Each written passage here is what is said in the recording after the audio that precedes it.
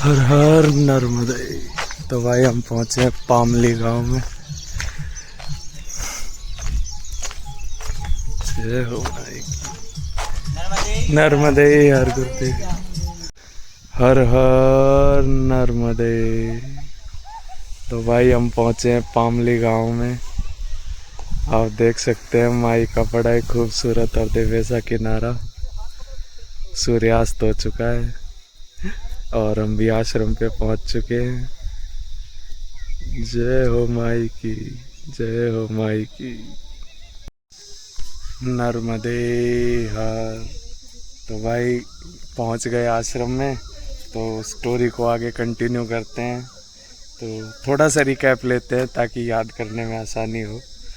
तो भाई हम वृंदा के बारे में बात कर रहे थे कि जब जालंधर महादेव से युद्ध करने जा रहा था तब वृंदा ने संकल्प लिया, जब तक आप युद्ध जीत कर वापस नहीं आते मैं पूजा और अनुष्ठान से नहीं उठूंगी।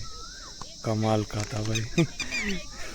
तो वृंदा ने क्या कहते हैं संकल्प लिया भाई कि जब तक जालंधर युद्ध जीत कर वापस नहीं आते मैं पूजा और अनुष्ठान से नहीं उठूंगी। यही वह सुरक्षा कवच था जिसे देवता भी नहीं भेद पा रहे थे।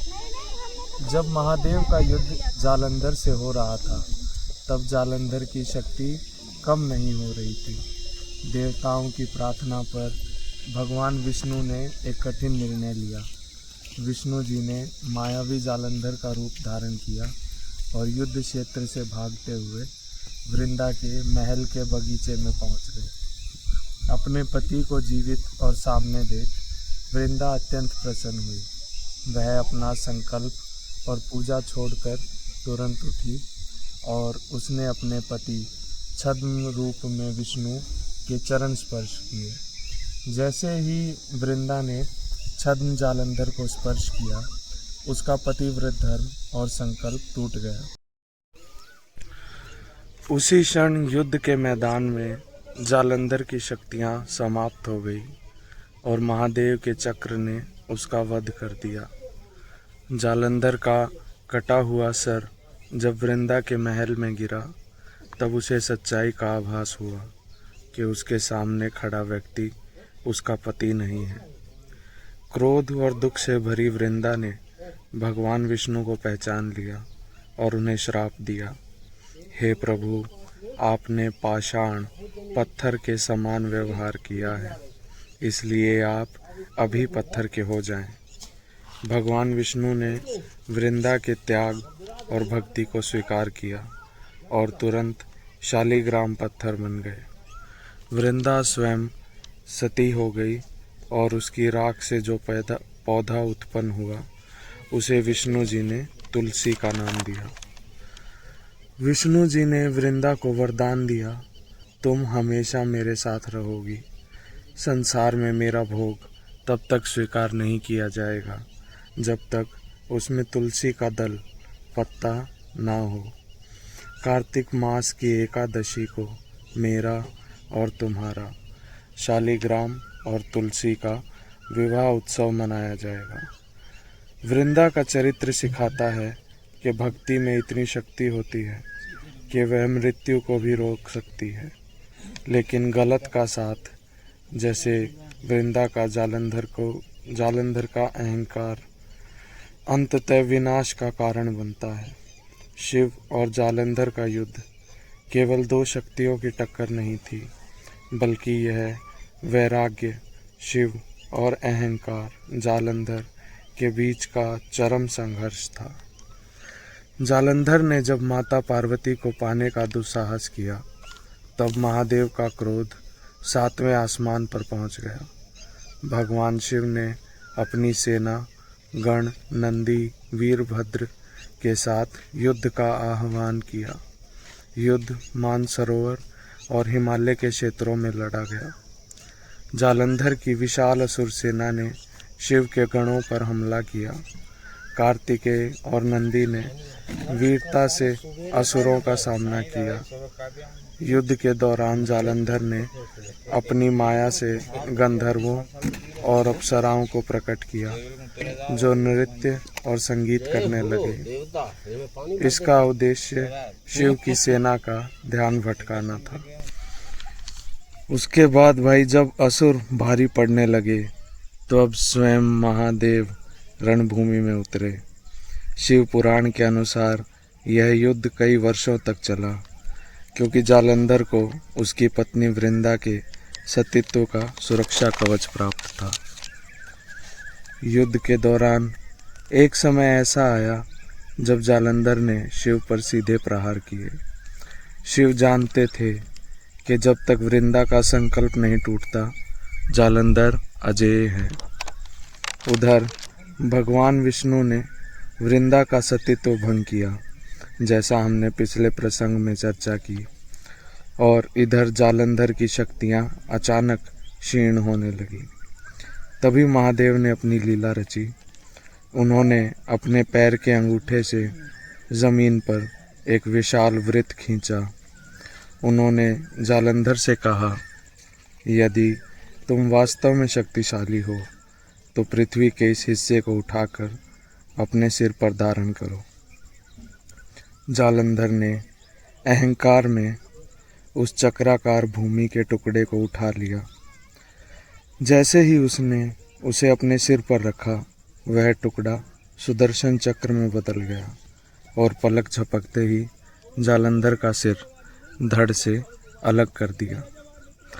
जालंधर के वध के बाद उसका शरीर शांत हो गया और उससे निकला हुआ तेज वापस भगवान शिव के भीतर समाहित हो गया, क्योंकि वह अंततः शिव के क्रोध से ही उत्पन्न हुआ था। यह युद्ध सिखाता है कि शक्ति कितनी भी बड़ी क्यों ना हो, अगर वह मर्यादा लांघती है तो महादेव जैसा शांत देव भी रौद्र रूप धारण कर लेता है। यह कहानी अपस्मार की कहानी की तरह ही है। वहाँ शिव ने पैर से दबाया था, यहाँ पैर के अंगूठे से चक्र बनाकर अंत किया। दोनों ही कहानियों का सार एक ही है, अपने भीतर के दानव, अज्ञान और अहंकार को नियंत्रित करना।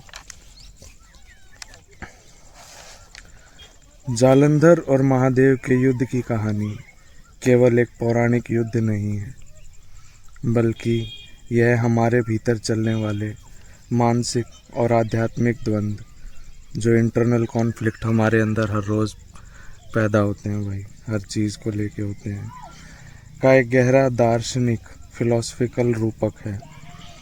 सबसे पहले जो वृंदा का चरित्र, जो कैरेक्टर हम फिलॉसफिकल रूप से समझ सकते हैं, अंधभक्ति और सुरक्षा कवच का मनोविज्ञान। वृंदा का पतिव्रत धर्म जालंधर की ढाल था। जालंधर बुरे कर्म कर रहा था, लेकिन वृंदा की निष्ठा उसे बचा रही थी। इसका अर्थ है भाई कि कई बार हमारे गलत फैसलों या ईगो को हमारे किसी पुराने अच्छे कर्म, समाज में हमारे रुतबे या अपनों के अंधाधुंध समर्थन का कवच मिला होता है। हम गलत कर रहे होते हैं, फिर भी बच जाते हैं। लेकिन यह सुरक्षा कवच हमेशा के लिए नहीं रहता। जिस क्षण हमारी नैतिकता का आधार हिलता है, हमारा अहंकार निहत्था हो जाता है। शिव का पैर के अंगूठे से वृत्त चक्र बनाना, जो कि मर्यादा की रेखा को दिखाता है। युद्ध के अंत में शिव ने कोई बहुत बड़ा अस्त्र नहीं चलाया, बल्कि पैर के अंगूठे से जमीन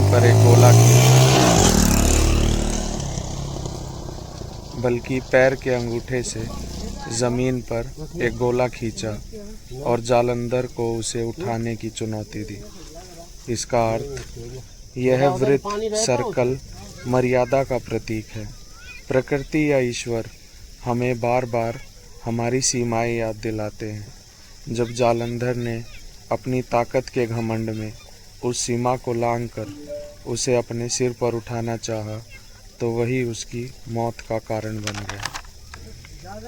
लाइफ में जब हम अपनी मर्यादा, अपनी एथिक्स या लिमिट्स को पार करके हर चीज़ पर कब्जा करना चाहते हैं तो हमारी अपनी ही महत्वाकांक्षाएं हमारा गला काट देती हैं। ऊर्जा का रूपांतरण। जालंधर के वध के बाद उसका तेज वापस शिव में मिल गया। शिव ने उसे नष्ट नहीं किया बल्कि वापस अपने भीतर समाहित कर लिया। ऊर्जा कभी नष्ट नहीं होती। क्रोध, अहंकार और वासना भी अंततः उसी दिव्य ऊर्जा के विकृत रूप हैं। आध्यात्मिक जीवन का लक्ष्य बुराई को मिटाना नहीं बल्कि अपने भीतर की नकारात्मक ऊर्जा को पहचान कर उसे वापस सद्गुणों, हायर कॉन्शियसनेस में रूपांतरित, ट्रांसफॉर्म करना है। दोस्तों, हम सब के भीतर एक जालंधर है जो हर चीज़ को जीतना चाहता है, जो अपनी सीमाओं को भूल चुका है। और हमारे भीतर ही एक शिव, विवेक भी है जो शांत रहकर तमाशा देख रहे हैं। जब तक हम अपने भीतर के जालंधर अहंकार को वश में नहीं करेंगे तब तक हमें असली शांति यानी शिव नहीं मिल सकते। चुनाव हमारा है, हमें अहंकार का चक्र उठाना है या विवेक की शांति को चुनना। हर हर नर्मदे। 4-5 दिन आखेंगे महाराज। चलो ठीक है, फिर 2-3 दिनों बाद जाऊंगा। ठीक है, कह रहे हैं 2 दिन बाद आ गई पहुंचना। यही कह रहा हूँ। रखूं।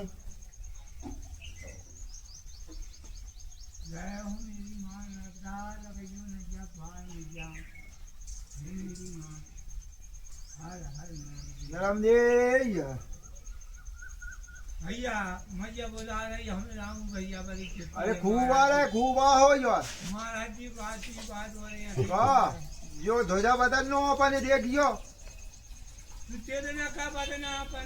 तुम्हारी याद में दे देने का है, तुम ऐसा कह रही मैंने। हो जो ध्वजा बदन नो। हो भैया। सीताराम। सीताराम। भगवान बुरी नहीं कह रहा। महाराज जी जी मूर्ति भी निर्मल है। अरे विकास बन जा महाराज, क्या करूं मैं?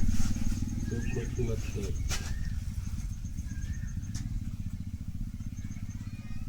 महाराज जी को मेरी ये कई उम्र समझो। महाराज 85 का जन्म मेरो।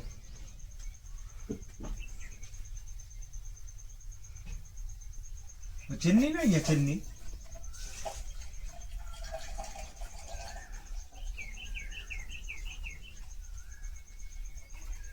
माता डाल जी छतल तो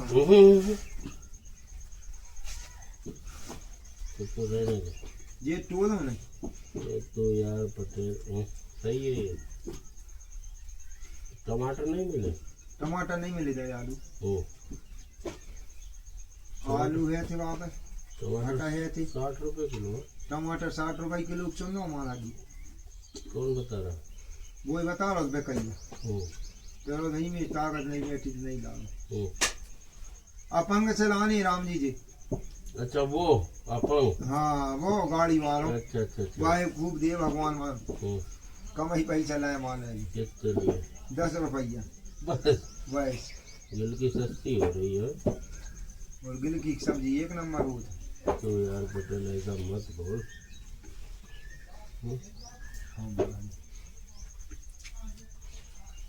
तो क्या हुआ? घी का क्या हुआ? महाराज घी को अपने घर है वो नहीं रहो। भैंस ठोक रही है, कूद रही, 2-3 दिन आम लग रही है एकदम।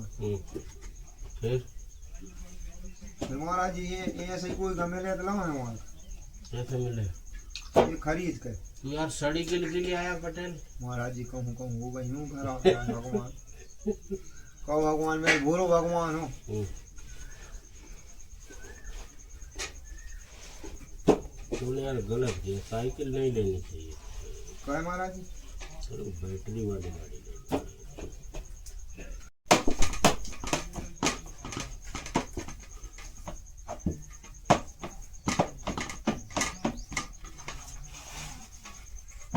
कहा जी उनके दर्शन तो कल्याण कहाँ कहाँ बताए जी उनके अरे जी महाराज जी कहो माता जी बता घर परिवार बताए ऐसे आटा लग रहे हैं हम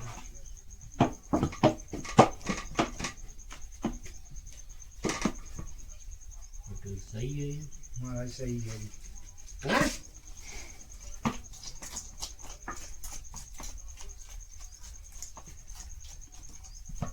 ये सही है, खराब तो नहीं है महाराज खराब नहीं बोल देना सही है वैसे नहीं है। देख लो ना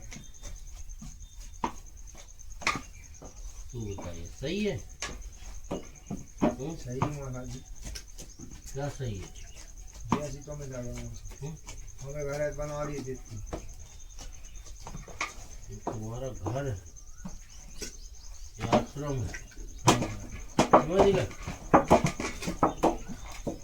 नहीं समझे? समझ बुलाऊं विकास को? मत बोलो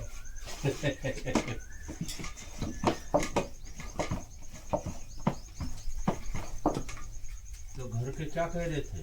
है क्या तेरी अमृत वाला आदमी महाराज फिर नहीं वहाँ में का बीच में गांव तो गांव हो था पर कोई बेकसूर वो नाटक बन जात नहीं छोटे आदमी वाक सांस नहीं देने आदमी स्वार्थी है नहीं आज समय बस वही छोटे बात आदमी है। सांस नहीं दे नहीं लेकिन मैं कहा देवता कुछ नहीं है और मेरे रहते कुछ हो जाए। बोले सही बताओ महाराज जी। अरे मैंने कहा देवता कुछ नहीं है, बस ऐसे चकल थोड़ी बहुत होती रहती है। जब वो शांत हुए तो साले पागल की वजह से पूरा तांडव हो जाए थे। हाँ? तो कह रहा दादाजी महाभारत हो जाए महाभारत हो जाता है। वो तो फोन लगा दी तो वो हाँ? रितेश गैंगा जाती हो रितेश है भी हाँ। कितने से? रितेश कुछ नहीं है रितेश उम्र है तो कितने से क्या मसाला? अरे मसाला क्या है? भागा ही जाता हाँ?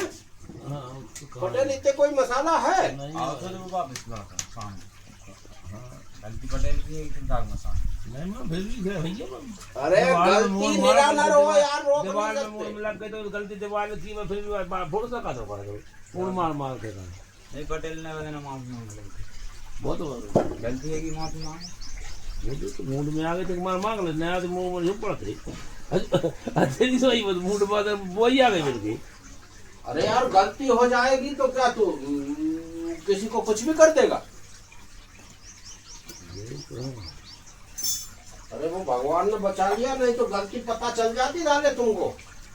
अरे हाँ अच्छी नहीं तो महाराज जी हाँ? मोदी तो 3 दिन मर रहा है तो वहाँ काय गलती है तो तुम्हें तो गलती वही भी दिखा तो बकवास कर रहा है तुम। 3 दिन महाराज जी 3 दिन मेरे सामने मर रहे थे हैं? बिना मैं बैठो और भैया दे तो साथ बैठे नहीं बन के पूरी तो जीवन दे बैठे कहाँ मर रहे थे? 3 आदमी गाड़ी ऐसे रोड पकड़ी और ठोंक दी वन ट्राली ऐसे वो दे दी अरे तो मर जाता उसके पास लाइसेंस थी। अरे काय बोला समझो कागज को लाइसेंस नहीं भाग पा रहे हैं? पागल है वहाँ कोई दिखता नहीं गाँव तो बैठे तुम थे वहाँ में वो कागज हम भी बैठो पूरे जाते हैं अंदर टीम होती पूरे सामने विरोध नहीं कर रहे टीम में विरोध नहीं लगा कौन? नहीं अच्छा नहीं टीम साथ में रहता विरोध नहीं लगा मैं कहूँ भी एक बंदे ये तो अपनी समझ इसमें समझ का मैं बने बोल रहा हूँ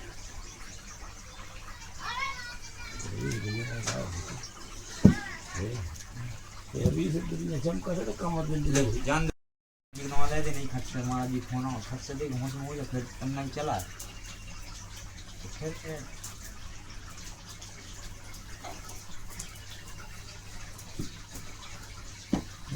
जल्दी चल लकड़ियाँ सोचता हूँ मैं फिर लकड़ियाँ ढूंढते कि नहीं देता है